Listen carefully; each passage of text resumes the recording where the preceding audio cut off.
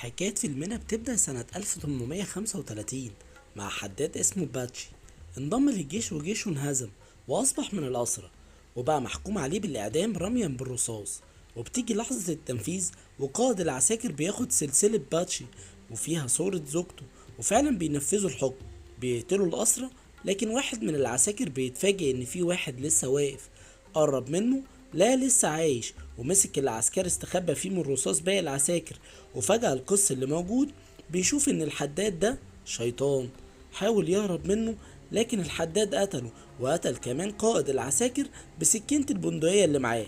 وبعد 8 سنين بيرجع الحداد لقريته، وبنلاقي ان في مفتش جاي القرية اسمه ألفريدو. وصل لبيت واحد اسمه سانتي وقال لهم ان هو جاي يحقق في جريمة قتل حصلت، وبيدور على حداد اسمه باتشي. وطبعا حذروه منه وانه خطر جدا وانه شيطان.